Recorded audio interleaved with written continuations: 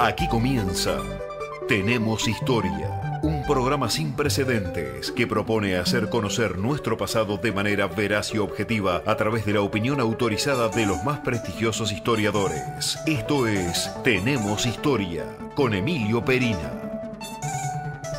Muy buenas, ¿cómo están? Soy Emilio Perini, es un auténtico gusto para mí, un verdadero placer estar aquí con ustedes, otra vez haciendo Tenemos Historia, el espacio, el programa de radio donde nos proponemos conversar con historiadores, académicos, filósofos, periodistas, escritores, abogados, maestras, oftalmólogos, médicos, en fin, todo aquello que de alguna u otra manera analice nuestro pasado y nos ayude a comprender algunos procesos y de alguna manera también entender de dónde venimos, por qué somos como somos y tal vez, solo tal vez, darnos alguna intuición o alguna herramienta intelectual para poder pensar hacia dónde vamos.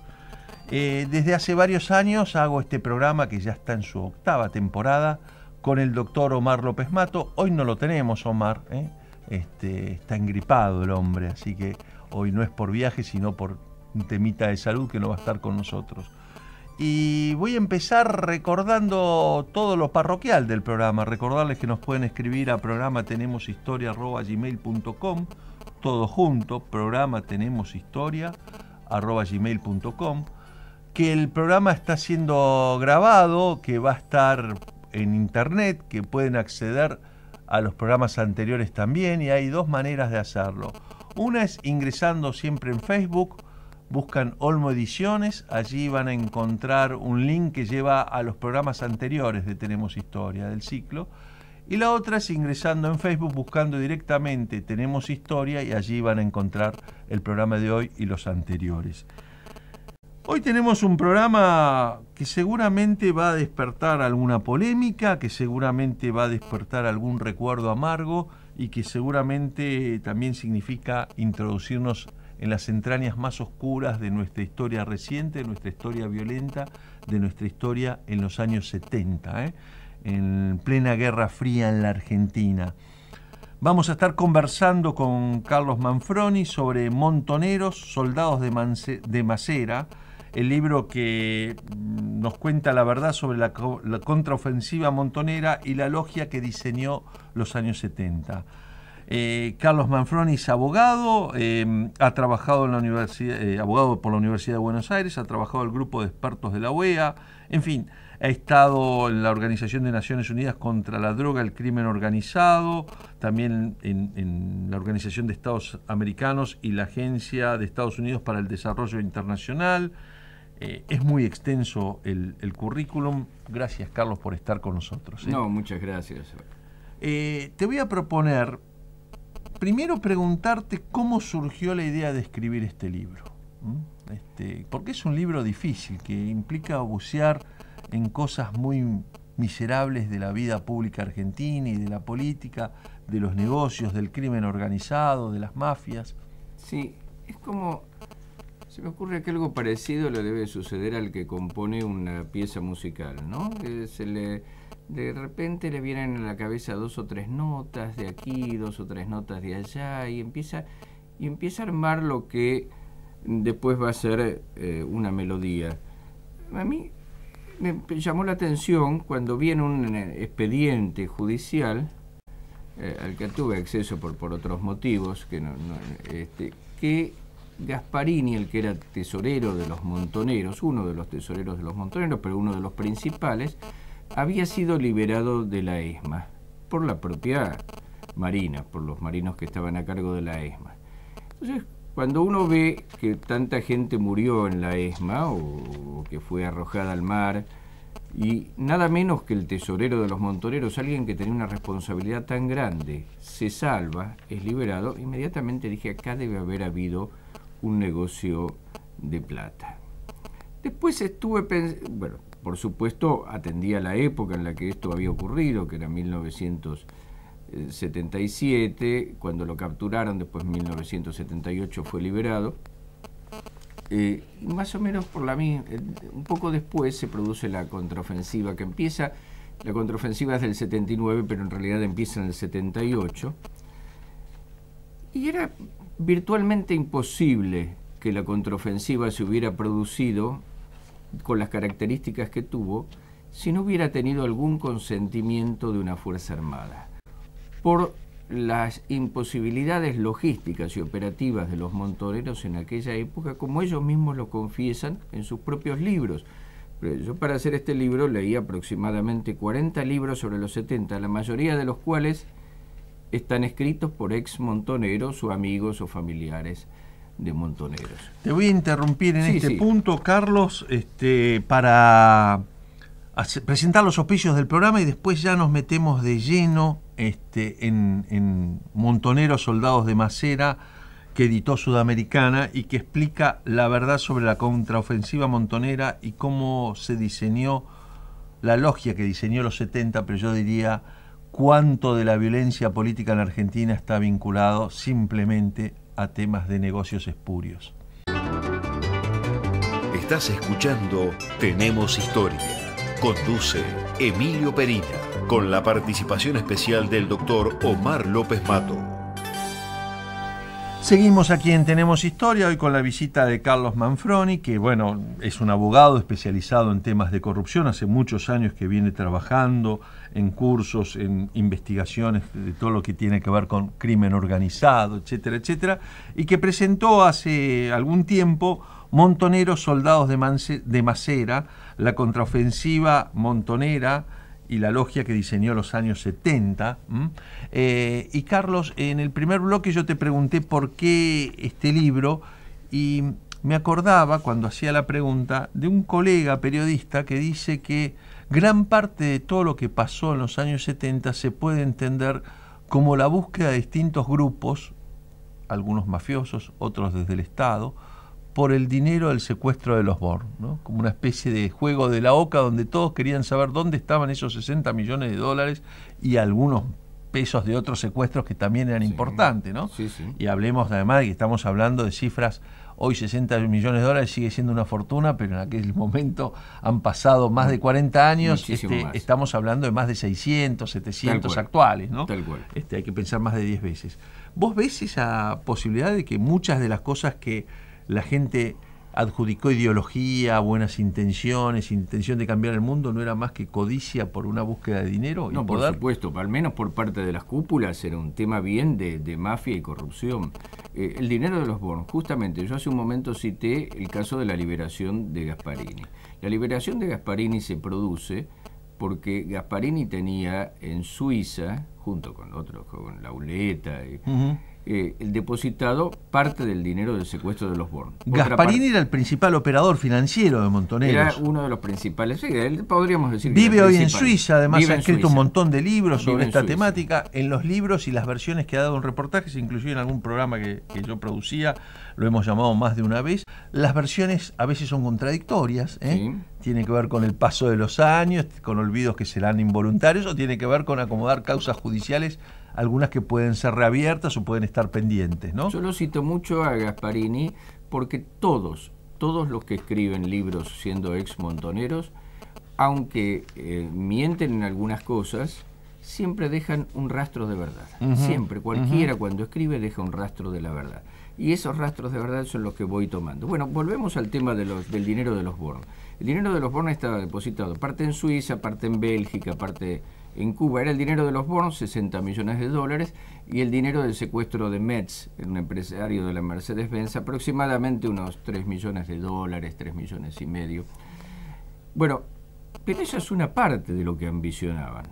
Porque, bueno, ahí sí, por supuesto, va una comisión de la Marina acompañando a otro grupo de montoneros que estaban en la ESMA, van a Suiza, liberan el dinero, que es lo que era Masera para su caja política y para su propia corrupción, y ahí se produce una de las principales liberaciones de montoneros de la ESMA. Bueno, pero hasta ahí uno podría decir, bueno, hicieron un pacto, estaban apretados, ellos no tenían más remedio que entregar el dinero si no querían ser asesinados.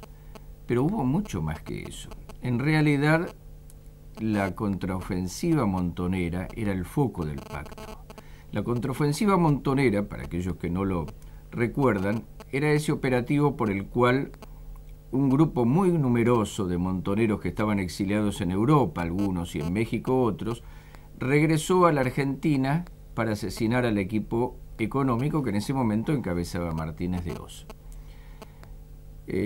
Parecía una acción suicida, pero en realidad, por lo menos en la primera contraofensiva, que es la de 1979, ninguno de los montoneros que participaron de los atentados fue atrapado, porque esa contraofensiva formaba parte del pacto entre los montoneros y Masera. ¿Por qué formaba parte del pacto? Porque el objetivo de Masera desde el minuto número 1 del golpe, del cual él fue el principal impulsor, como lo reconoce Claudio Uriarte, que escribió en su momento para el libro, para el diario de él, de Masera, Convicción, después escribió para Página 12. Como lo reconoce Claudio Uriarte, Masera fue el principal impulsor del golpe. Y después vamos a explicar por qué, si me permitís. Él quería desde el minuto número 1 desestabilizar a Videla. ¿Y cómo podía desestabilizarlo? Asesinando al equipo económico, porque el equipo económico era el principal soporte de Videla y Videla del equipo económico, se reforzaban mutuamente. Eso está muy claro. Déjame una interrupción acá, Carlos Manfroni, para marcar una cuestión que aparece en las primeras páginas de tu libro y que me parece uno de los aportes importantes e interesantes. La versión oficial o simplificada hoy de la historia argentina de los últimos 40 años dice que del golpe militar hasta los Kirchner hubo una sola política económica influenciada por los neoliberales y que no había ningún tipo de puja interna.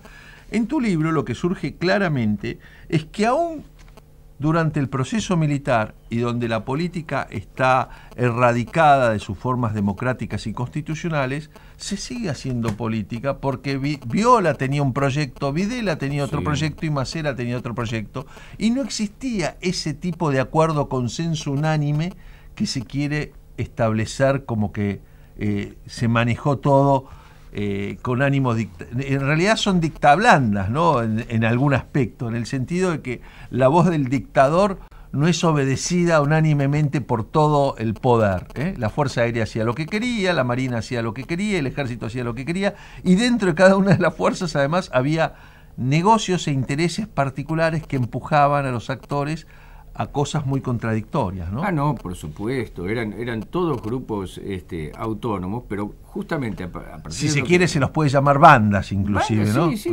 Bandas delictivas o asociaciones mafiosas, algunas peores y otros mejores, pero... Sí, de la entrevista que le hice a Videla, porque le hice la primera entrevista a Videla, y le pregunté, bueno, nos desviamos un poco del tema, ¿no? Pero le pregunté por qué él no había hecho nada por Elena Holmberg, que era una persona allegada al ejército y que la asesinó la Marina. Que es la primera en denunciar el pacto entre Masera y los montoneros en el año 78. En el año 78. O sea, en pleno proceso. No se podía, dice, no se podía porque eran todos grupos compartimentados y yo no podía avanzar sobre ellos. Bueno, más allá de eso, yo creo que si hubiera puesto fuerza lo hubiera podido hacer. Pero bueno, este es otro tema. Vos me preguntabas por la política económica. No, efectivamente, no había una sola política económica. Martínez de Oz representaba de algún modo lo que podría ser el liberalismo del mundo desarrollado, ¿no? De Estados Unidos, de Alemania Occidental, etcétera. Con algunas salvedades, porque le vende trigo a Rusia, bueno. El Partido Comunista, que apoya el golpe y pone embajadores y participa activamente, tenía su idea de la política económica y criticaba lo que ellos entendían que era un programa al servicio de la Trilateral Commission que se había creado por esos años, ¿no? Es decir, era muy común en los escritos del PC y de algunos de sus voceros de aquella época encontrar esas críticas, ¿no? No solo del PC, de la derecha también criticaban el tema de la Trilateral Commission. Porque además estamos en el contexto todavía de la Guerra Fría, que eso tampoco hay que perderlo de vista. Estamos en el contexto de la Guerra Fría. Masera tenía otro proyecto. El proyecto de Masera estaba vinculado con los intereses de la logia a la que él pertenecía y que probadamente pertenecía, que era la logia Propaganda Due. La logia Propaganda Due, que saltó a la fama mundial en 1981, era una organización secreta compuesta por exfascistas, pero que no se sabía bien a quién respondía, pero ahora vamos a ver algunas hipótesis, pero estaba compuesta por exfascistas, encabezada por Licio Gelli. Que es el hombre que alquila el avión con el cual Perón volvió a la Argentina en 1970. Es el que organiza el regreso de Perón. Y esta logia era un triángulo entre Italia, lo peor de Italia, la Argentina y los países árabes. ¿Cuál era el propósito geopolítico de esta logia? Era alejar a la Argentina del mundo desarrollado y acercarla a los países árabes, que eran los países no alineados, con Libia a la cabeza, que en ese momento era muy fuerte por el dinero del petróleo, con Muammar Gaddafi, que era el que financiaba todo el terrorismo islámico. Era una forma también de acercarla a la órbita de la Unión Soviética, porque acercarlo a los no alineados, los militares no se iban a acercar directamente a los países comunistas, pero sí se podían acercar a los países árabes no alineados. Y Gaddafi tenía muy buenas relaciones en ese momento con la Unión Soviética. Sí, pero había soldados, había miles de soldados de la Unión Soviética en Libia. Y el objetivo económico de la logia, bueno, tenían tres rubros de negocios: petróleo, finanzas y armamento. Vamos a dejar con suspenso aquí, hacer la primera pausa musical del programa y vamos a seguir conversando con Carlos Manfroni sobre su investigación, por cierto, muy exhaustiva, titulada Montoneros, soldados de Masera, que editó Editorial Sudamericana. Tenemos historia, iluminando el pasado, desafiando el futuro, decodificando el presente con el simple ritual del diálogo. Seguimos aquí en Tenemos Historia, conversando hoy con Carlos Manfroni, abogado, especialista en temas de corrupción, en temas de lucha contra la mafia, el crimen organizado, autor de un libro sobre un mafioso que llegó a ser comandante en jefe de la Armada, Eduardo Emilio Masera, Montoneros, soldados de Masera, así se titula el libro, y yo la verdad quiero adelantar que lo recomiendo, por más que algunos párrafos o algún aspecto a alguno le pueda parecer polémico, por la cantidad de perspectivas para la investigación y el análisis y la revisión de nuestra historia en los años violentos que trae este libro. A propósito de eso, Carlos, quería preguntarte sobre la metodología. No te hice ninguna pregunta, vos hiciste mención a una entrevista a Videla en la cárcel, entrevistaste muchísima gente, aparte de leerte muchos libros de cómo los montoneros contaron la historia, ¿no? Sí, posiblemente una de las cosas que le interesó más a la editorial fue el haber tenido a tantos personajes juntos en esta historia, ¿no? Porque entrevisté a Videla, está grabada la entrevista, tengo grabada la última entrevista que se le hizo a Martínez de Hoz, al Tigre Acosta en la cárcel, a Pernía, que era otro de los marinos de la ESMA. ¿Con Masera no intentaste? También. Con Masera, cuando yo empecé este libro, porque me llevó 1 año y 3 meses escribir este libro, cuando yo empecé este libro, Masera ya estaba con Alzheimer. Ah, claro. Y cuando ya estaba cerca de terminarlo, Masera murió. Masera murió el 8 de noviembre. Y qué casualidad, ¿no? Uno de los atentados de la contraofensiva fue un 8 de noviembre también. Uno de los principales atentados. Y bueno, no, realmente no. Era imposible entrevistarlo en esas condiciones. Sí.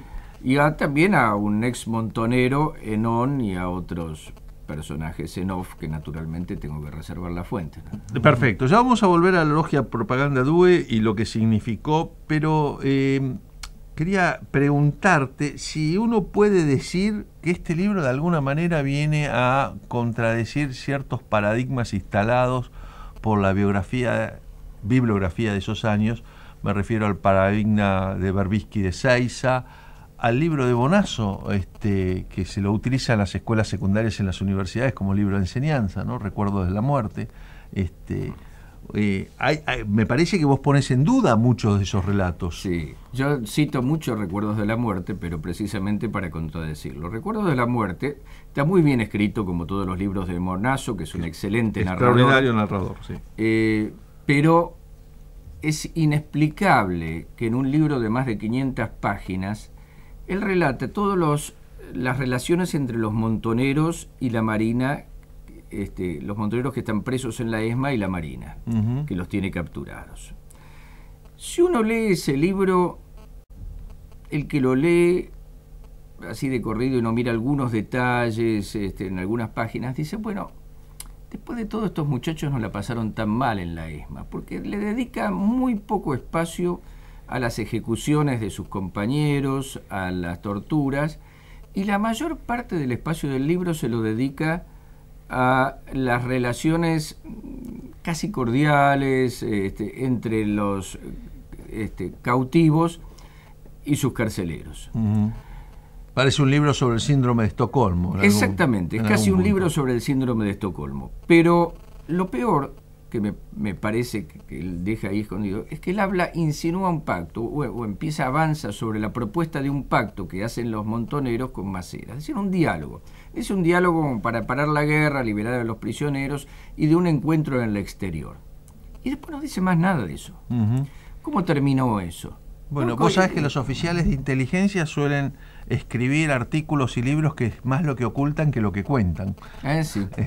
La técnica es precisamente inundar de información para no decir lo que lo verdaderamente profundo de la información. Eso lo reconoce Gorriarán Merlo en sus memorias, ¿no? Cuando él dice que hay dos memorias de él. Hay una escrita en los 80 y otra escrita en Planeta en los 90 y pico. Esa es la... Porque la de los 80 te diría que es más útil en cuanto al reconocer crudamente que se estaba en una guerra, que la intención no era restablecer ni a Perón ni la democracia, era establecer una dictadura socialista, al estilo cubano o al estilo soviético. Bueno. Avanza más sobre esas cuestiones. Bueno, hay en ese sentido, y por eso la pregunta si esto va contra esos paradigmas instalados, porque cuando uno mira los libros escritos en los 80, ediciones La Campana y una cantidad de editoriales que se dedicaron a recopilar memorias de montoneros, de miembros del ERP, de gente que participó en la lucha armada en la Argentina, bueno, es un relato, y cuando mira lo escrito en los 90 es otro relato, y cuando recurre a una publicación que yo encuentro muy interesante y que seguramente vos habrás visto, que es Lucha Armada en la Argentina, es todavía un relato superador de los dos anteriores, ¿no? Me parece que... Bueno, esto sí rompe los paradigmas. Rompe los paradigmas por lo que procura mostrar este libro es que en definitiva unos y otros hicieron el juego de esa logia que antes nombré, que es Propaganda Due. Volvamos a Propaganda Due. A cuyo jefe le llamaban el titiritero. Y el titiritero no es el que maneja un solo hilo. El titiritero es el que maneja todos los hilos. Claro. Mi hipótesis, y está expresada en este libro, es que toda la década del 70, por eso digo, y la logia que diseñó los 70, toda la década del 70 fue diseñada por esa logia.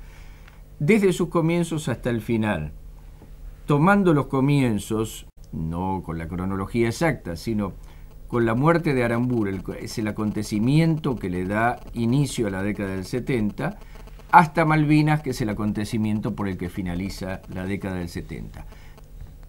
Incluyendo esos acontecimientos, todos los que están en el medio fueron impulsados por la logia Propaganda Due, a la cual pertenecían Masera, López Rega, el general Carlos Guillermo Suárez Mason, varios ministros de Perón en la última presidencia, y la pregunta Firmenich.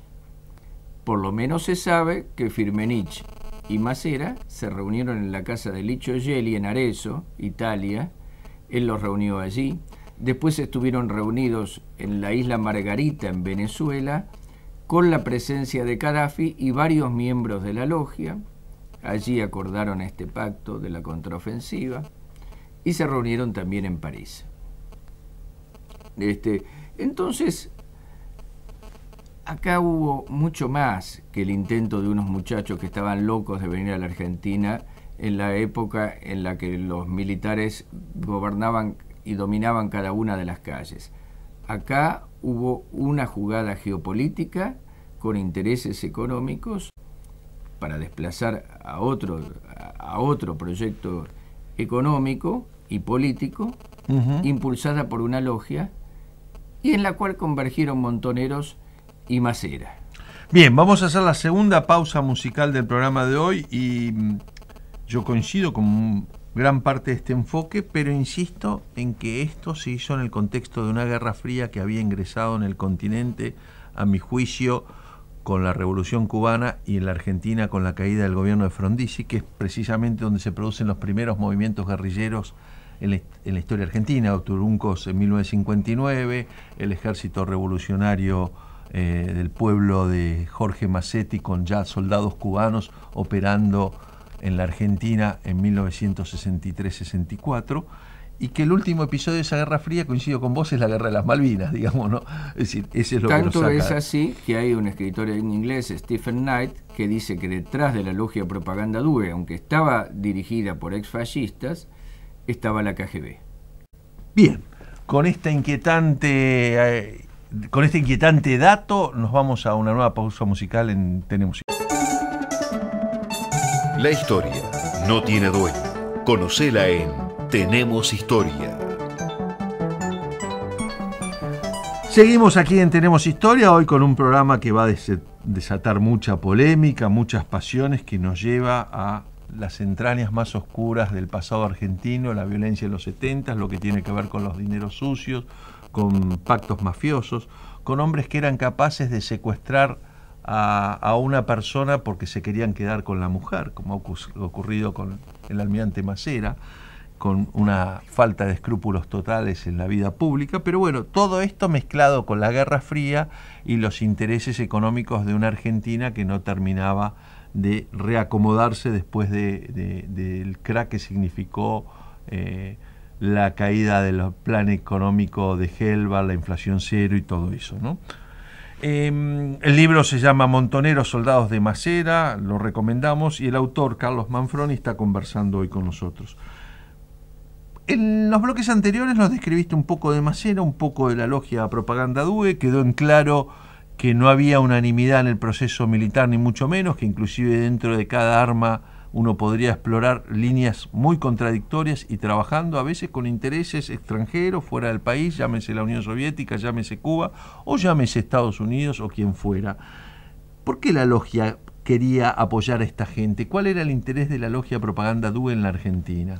Quería tener un presidente en el poder. Tanto es así que cuando Montoneros, que no era nada en aquel momento, mata a Aramburu, era en el momento en que Aramburu estaba dialogando con Perón, esto me lo dijo Rosendo Fraga, que hizo una biografía de Aramburu, estaba dialogando con Perón para traerlo de vuelta. Entonces, como Montoneros estaba luchando por el retorno de Perón y mata al que lo va a traer. De hecho, otra de las relaciones raras de Firmenich es la que tenía con el general Limas, que en ese momento era el ministro del Interior, ¿no? Exacto. Del gobierno de la Revolución Argentina. Sí, hay libros que se ocupan de eso, sí. De la impunidad de la que gozó. Que él entró a casa de gobierno muchas veces antes del secuestro de Aramburu. Claro, y él dice, ¿por qué lo matan? ¿Por qué lo matan en ese momento? Además, Montoneros no existía, era nada en aquel entonces. Y matan a un general, expresidente de la Nación. Lo que ocurre es que inmediatamente después de eso, Licio Gelli y Propaganda Due dialoga con Lanusse para traer a Perón. Y lo traen, pero ya bajo las condiciones de Propaganda Due. Y el sucesor de Perón en la logia era Macera. Ese era el que estaba designado para ser el sucesor de Perón. Que llega comandante en jefe de la Marina, nombrado por Perón. Nombrado por Perón y por sugerencia de Licio Gelli. Tuvieron que saltearse a todos los vicealmirantes, parte de los contraalmirantes. Entonces, como nunca un marino iba a presidir un gobierno militar, a no ser por un acontecimiento extraordinario, hay un cable desclasificado de la Embajada de Estados Unidos que dice: lo único que podría proyectar a Macera a la presidencia es una gran hecatombe política que lo catapulte al liderazgo. Y esa hecatombe es la que ellos quisieron provocar con la contraofensiva montonera. O sea que el acuerdo de los montoneros, Firmenich básicamente, con Macera tenía que ver con favorecer, primero, la búsqueda del dinero y el apropiarse del dinero. Sí. Y segundo, favorecer las posibilidades de que Macera llegara a la presidencia. Llegara a la presidencia y pudieran hacer negocios con petróleo, con finanzas, que en parte los hicieron, porque Trozo era socio de Suárez Mason, Macera trajo una sucursal del famoso Banco Ambrosiano, que estalló allá por los 80 y que provocó tantos desquicios en Italia, y el petróleo, bueno, cuando se va a Videla con Martínez de Hoz, lo primero que hace Viola es nombrar a Carlos Guillermo Suárez Mason presidente de YPF. Ajá. Es decir, que había... Para lo cual no tenía muchos antecedentes, ¿no? No, claro. En realidad no tenía ninguno. Todos eran negocios corruptos que ellos manejaban. Es decir, había una lucha de poder político y una lucha de poder económico entre distintas facciones de las Fuerzas Armadas. Estos respondían a un proyecto de los países no alineados, un proyecto árabe, capitaneado por Gaddafi, por un lado, y por la logia Propaganda Due, en Italia, que fue famosa porque había abarcado buena parte del gobierno italiano. Cayó el gobierno italiano cuando se reveló el tema de la logia. Esto fue famoso en su tiempo. Ahora, así como decimos que dentro de cada una de las fuerzas, el ejército, la marina y la fuerza aérea, había grupos de intereses y formaciones muy disímiles coalicionando, a veces por razones absolutamente corruptas, otras uno podría creer que por el amor a la patria y pensando en distintos modelos de país. También los montoneros tienen algo de eso, ¿no? Porque hay toda una... Si uno mira cómo se compone la formación de los montoneros, hay todo un grupo que viene con Firmenich de colegios católicos, del nacionalismo de la derecha, pero después está todo el grupo que se adoctrinó en Cuba, que pasó muchos años de entrenamiento en Cuba, ¿no? Y que eso está más vinculado a la KGB, al intento foquista de expandir la revolución cubana y desestabilizar gobiernos por Latinoamérica. Sí, a la FARC, sí. Sobre todo la FARC, Carlos Olmedo, Oscar Terán, intelectual brillante. Sí, la propia Rostito. La propia Rostito. 3 años pasó Oscar Terán en Cuba. Claro, 3 años. entrenados en Cuba. La participación de Cuba fue mucho mayor de la que ellos mismos reconocen, que la ponen a Cuba prácticamente como una guardería de niños y nada más, para cuidar a los chicos de ellos mientras ellos peleaban, como si Cuba se fuera a prestar a eso si no formaba parte del mismo proyecto. En ese sentido, Carlos Manfroni, apelo a tu conocimiento del derecho internacional y de estas luchas contra las mafias. Cuando se habla de terrorismo de Estado y solo se refiere a lo que hicieron las Fuerzas Armadas, los montoneros que recibían pasaportes de la República Democrática Alemana, dinero de Libia y entrenamiento de Cuba, ¿no hay estados ahí participando de esta guerra sucia? Sí, por supuesto. Pero además, primero yo no creo en la tesis de la Corte según la cual tiene que haber un Estado presente para que haya crímenes de lesa humanidad. Sí, solo en la Argentina funciona esa tesis, porque no es lo que dice el Tribunal de Roma. Claro, no hay una letra en el derecho internacional, ni Nuremberg, ni las convenciones de Ginebra, no hay una letra en el derecho internacional que avale esa posición. Pero esta Corte, como las anteriores, tuvo mucha influencia de Berbisky, que es el autor de cierto teorema favorable a ciertos montoneros. Querían salvar al grupo, digamos, afín al gobierno. Entonces, de cualquier modo, por supuesto tuvieron el apoyo de Cuba, por supuesto tuvieron el apoyo del gobierno de la provincia de Buenos Aires, tuvieron el apoyo de México, como yo cuento en el libro acá, porque México le facilitó armas y campos de entrenamiento, tuvieron el apoyo de Libia, un apoyo muy importante de Libia para entrenarse, campos de entrenamiento, instructores, todos, y tuvieron el apoyo de Macera. Claro. Porque ellos no hubieran podido, y ahora volvemos entonces con esto al tema de la contraofensiva, nunca hubieran podido hacer la contraofensiva montonera sin el apoyo de Macera. Por ejemplo, todos los montoneros que ingresaron en el país en 1979 ingresaron sin ningún problema. ¿Quién estaba en migraciones en ese momento colocado por Macera? El Aurelio Sasá Martínez. Contraalmirante, ¿no? Claro, el mismo que después estuvo en la época de Menem, que le dio el pasaporte a Monser Alcázar, pero es un tipo que indudablemente ha tenido que ver con el hecho de que todos pudieran ingresar sin que nadie fuera detenido en la entrada. Y después cometieron los atentados sin que uno solo fuera atrapado. Nosotros Uno en la 9 de julio, el asesinato. Bueno, ese fue el único donde atraparon a algunos, pero porque ahí sí ya fueron tan tontos que realmente era imposible no atraparlos, porque se les cayó una bomba de tiempo que llevaban y murieron algunos, otros quedaron atontados en el piso, pasaba un patrullero y los atrapó. No había forma de que no lo hicieran. Pero si nosotros vamos a ir, por ejemplo, al atentado a Guillermo Walter Klein, que era el secretario de Programación Económica en aquel momento. Que vivía a cuadras de la Quinta de Olivos. A 5 cuadras de la Quinta de Olivos, a 4 cuadras de una comisaría, aparte de la comisaría que hay dentro de la Quinta de Olivos, había otra comisaría que estaba sobre Avenida Maipú en Olivos, y se juntan entre 20 y 25 montoneros para tirotear la casa durante 20 minutos con ametralladoras y con granadas. Nosotros hoy podríamos imaginar que la policía no viene en 20 minutos. Ahora, pensar que en 1979, donde uno golpeaba en el piso y tenía la policía al lado, la policía va a demorar 20 minutos para llegar y que no atrape a ninguno una vez que llega.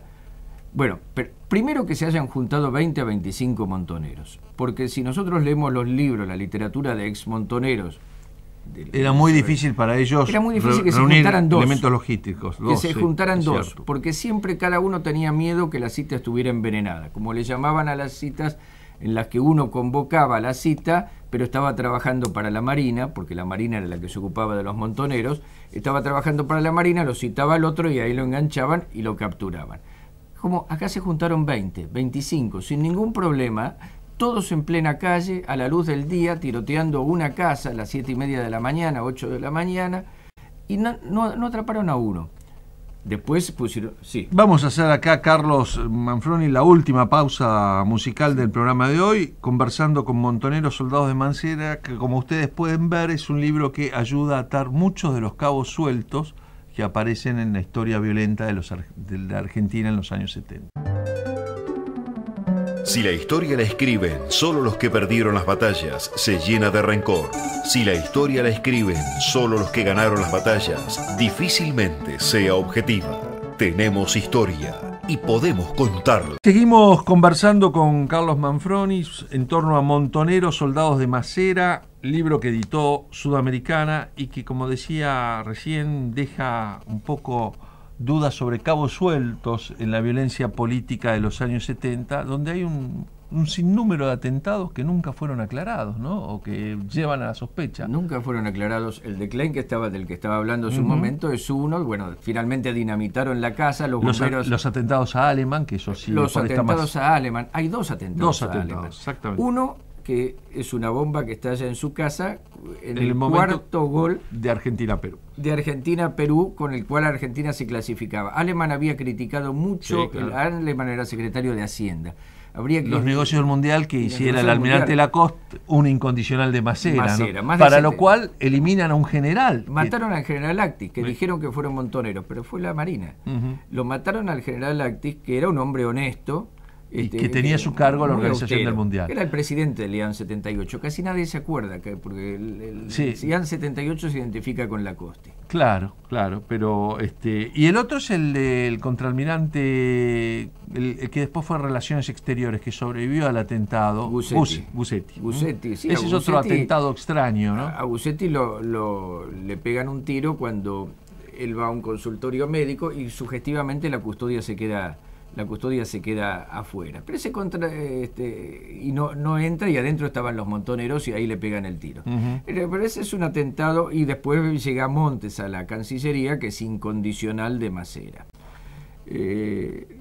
Y que la importancia de la Cancillería, me imagino yo, tenía que ver con el Centro Piloto de París y la posibilidad de dialogar con los montoneros sin que la Cancillería interfiriera, como había sucedido con Helena Holmberg, precisamente. Exactamente, porque la Cancillería era el aparato para anudar todo el esquema de relaciones exteriores que tenía Masera junto con la logia que lo apañaba. Ellos querían atar un paquete con todos los países que le resultaran afines.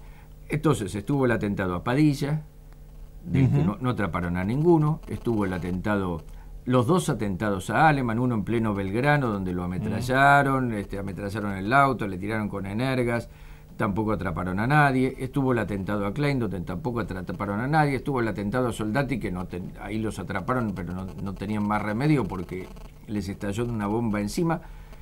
Bueno, estuvo el atentado a Actis. En todos esos, los montoneros sobreviven prácticamente todos y se van del país.